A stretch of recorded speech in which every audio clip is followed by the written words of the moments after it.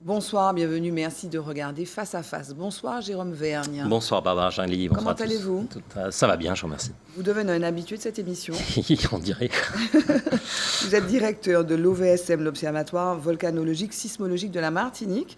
Et c'est à ce titre que vous êtes là avec nous, puisque, on le sait, la montagne Pelée est en vigilance jaune depuis décembre 2020.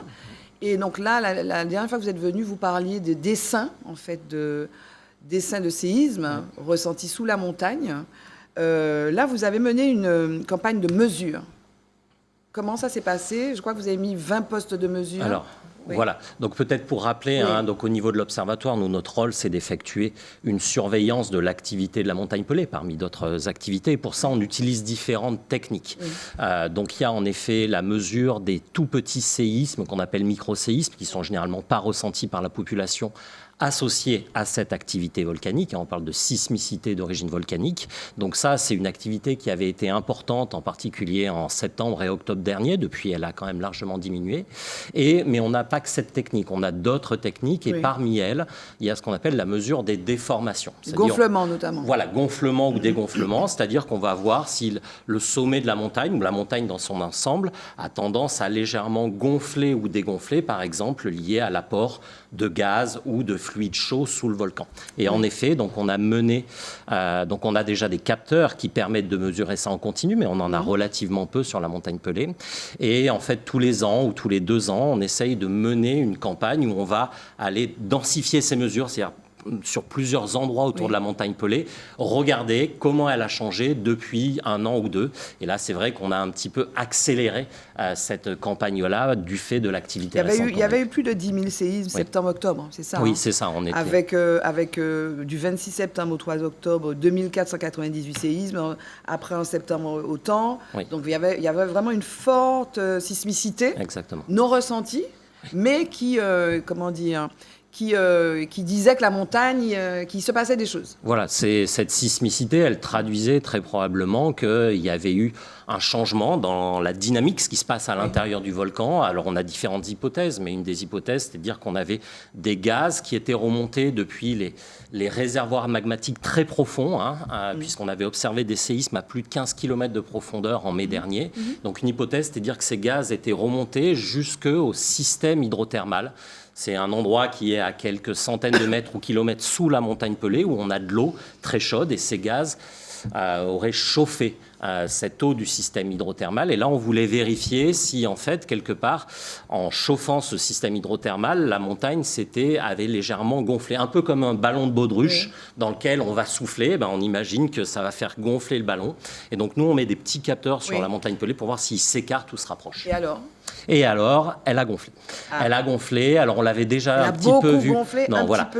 Disons qu'on l'avait déjà vu avec nos stations permanentes, mais cette campagne-là, qu'on appelle campagne de répétition, nous a permis vraiment de confirmer ça.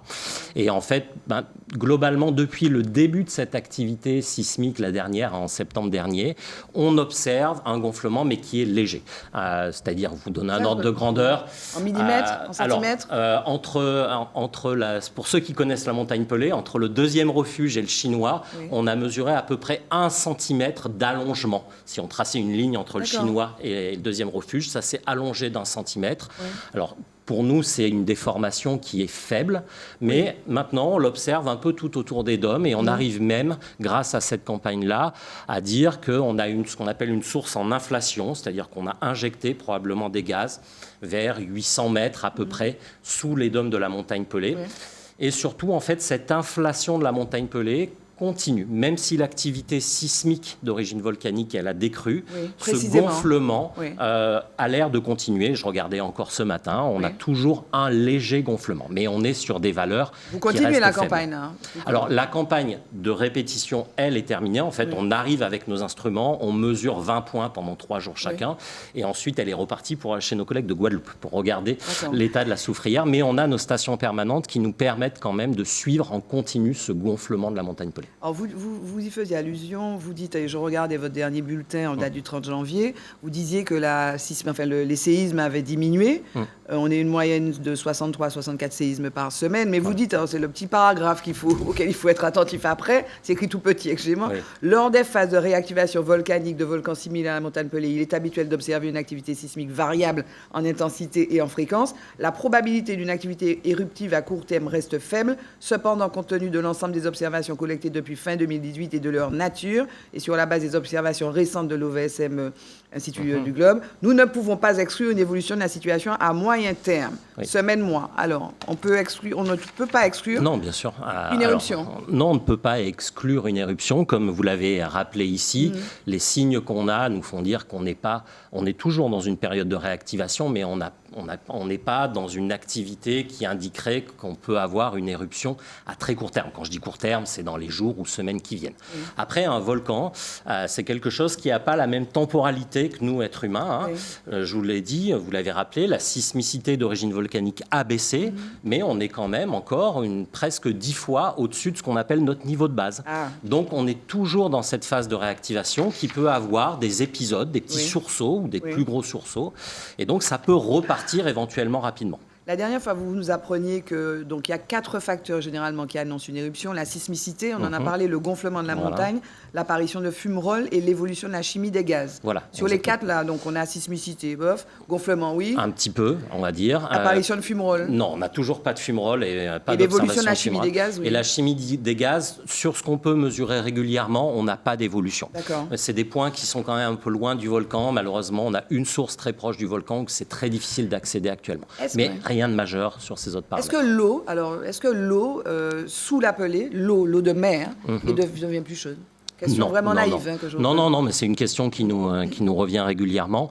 L'eau de mer en tant que telle, sa température n'est pas influencée par ce qui se passe sous la montagne Pelée. Nous, on va vraiment regarder des sources thermales, c'est-à-dire vraiment des sorties de fluides qui sont rentrées sous la montagne Pelée, qui ont été en contact avec les gaz et qui ressortent derrière. Est-ce qu'à ce stade, vu donc, ce qu'on sait des gonflements et que vous continuez d'observer, on sait quel type d'éruption pourrait, si ça se faisait dans les mois, les années, peut-être dans les siècles à venir, pourrait avoir lieu, péléenne, plinienne ou phréatique? Alors à ce stade, c'est trop tôt pour dire de quelle nature sera la prochaine éruption. Pour l'instant, on n'a aucun signe qu'il y a des remontées de magma depuis les réservoirs magmatiques.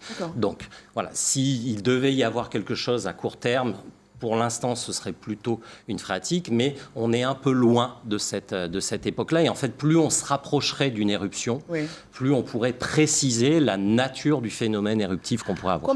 On va rappeler combien d'éruptions la montagne a connues. Parce que dernièrement, j'étais interviewé responsable du CAICA, donc qui travaille sur Vivée. Et c'est passionnant. Il y a une éruption il y a je ne sais plus combien de centaines d'années. En 1300, a priori, c'est la dernière éruption qui a permis de maintenir le mobilier des Kalinago. Combien d'éruptions il y a eu? Alors, l'ordre de grandeur, nous on a une histoire à peu près complète des éruptions sur les derniers 25 000 ans de la montagne Pelée et on en dénombre au moins 55. D'accord. Donc, en moyenne, ça en fait une tous les 400 à 500 ans, mais c'est pas une horloge, c'est pas régulier. Voilà. Et tout le monde sait qu'on a déjà eu 2 éruptions depuis le début du XXe siècle, 1902-1929, et l'éruption qui étaient des éruptions qu'on appelle péléennes, avec un dôme de lave qui s'effondre, et la dernière éruption plinienne, avec beaucoup d'éjections de matériaux, de cendres et de ponces, c'était en l'an 1300, et c'est ça qui a recouvert un certain nombre de sites archéologiques. Je disais qu'on était en vigilance jaune depuis le 2 décembre 2020. Est-ce que ce qui se passe avec la montagne justifierait qu'on passe au stade supérieur? Pas à ce stade. Pas à ce stade. C'est quoi, c'est orange bientôt? Voilà, le stade d'après, c'est un stage orange qu'on appelle le stade de préalerte. Là, il faudrait qu'on ait beaucoup plus de signes que ceux qu'on observe actuellement. Si on passait en orange, l'éruption, elle devient très probable à, on va dire, relativement court terme. Aujourd'hui, on voit juste que le volcan est ressorti d'une phase de sommeil. C'est ce qu'on appelle une réactivation. Voilà. Mais pour l'instant, malgré le fait qu'il y a des oscillations dans ce qu'on observe, on n'est pas pas du tout encore au stade d'un niveau orange. Est-ce que c'est un moment où il faut encourager toutes les communes autour à faire des exercices grandeur nature? Il y en a eu un récemment à Grand-Rivière. Est-ce qu'il faut vraiment encourager les gens à prendre ça au sérieux sans paniquer, bien entendu? Exactement. On vit avec le volcan, on est exactement. Et ça, quelque part, cette réactivation sert un petit peu à ça. Cette phase jaune, elle sert à ça, elle sert à se préparer.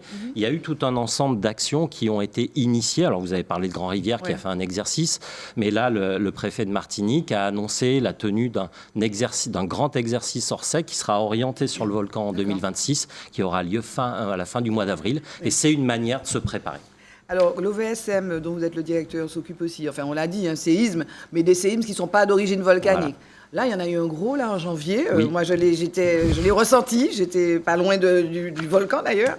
Est-ce que ça a un lien, d'ailleurs, le volcan et ces séismes, celui du 2 janvier à 17h48, ce séisme de magnitude 5,7 au large de la Martinique, il n'était pas loin. Non, il n'était pas loin. Alors, ça n'a pas de lien direct. C'est-à-dire, ce n'est pas l'activité de la montagne Pelée qui a généré cet événement sismique ressenti par la plupart des Martiniquais. Et de la même manière, cet événement sismique n'a pas généré de variation de l'activité de la montagne Pelée. Le contexte est le même. En Martinique, on a des volcans et des séismes parce qu'on a deux plaques tectoniques qui se rapprochent, une qui plonge sous l'autre.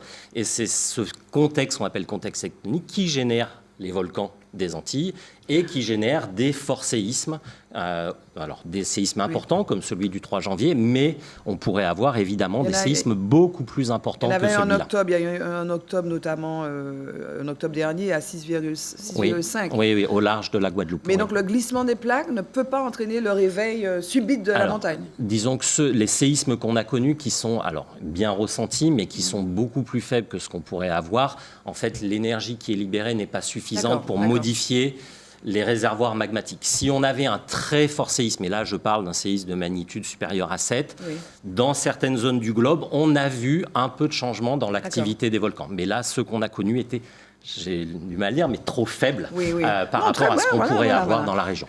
Ok, le mot de la fin, ce sera quoi, Jérôme Vergne? Le mot de la fin, je reprendrai un peu ce que vous avez dit. Disons qu'au niveau de la montagne Pelée, je dirais qu'il faut bénéficier de cette réactivation qu'on a pour être bien préparé.